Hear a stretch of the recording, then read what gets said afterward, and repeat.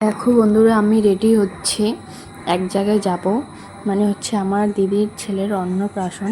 ঠিক আছে, ওখানে আমরা যাব। তো তার জন্য দেখো শাড়ি পরছি, কিন্তু আমি কিন্তু একাই শাড়ি পরতে পারি না, তাও এমনি আর কি পরছি। আমার শাশুড়ি মা এসে ধরবে, মানে পরে দিবে। তো এইদিকে দেখো আমার শাড়ি পরা হয়ে গেছে, এটা আমার ফাইনাল লুক। কেমন হয়েছে অবশ্যই বলবে। আমার তো মনে হয় তেমন একটা ভালো হয়নি, বাড়িতে গিয়ে মার কাছে আরও ভালো করে শাড়িটা পরে নিতে লাগবে।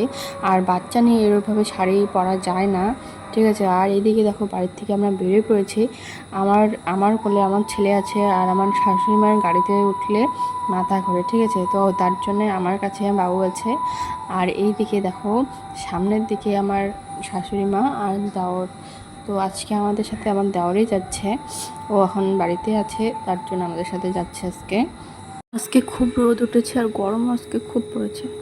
ফাইনালি আমরা নিশিগঞ্জ চলে আসলাম, মানে আমাদের বাড়ির পাশে চলে আসছে। এই যে নিশিগঞ্জ বাজার, এটা ঢুকছি। বাজার এখনো আসেনি, এই যে এটা হচ্ছে বাজার। তো এখন দুপুর না, তার জন্য বেশি একটা ভিড় নেই।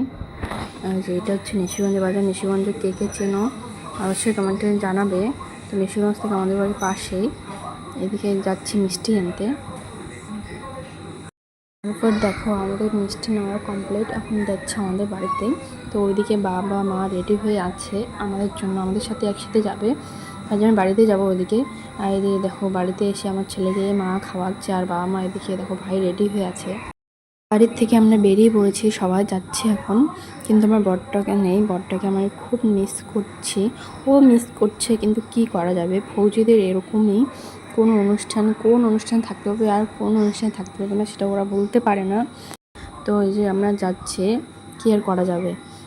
আজকের ভিডিওটা এখানে শেষ করছি, এবার দেখা হবে অন্নপ্রাশন বাড়ি গিয়ে। চলো টাটা।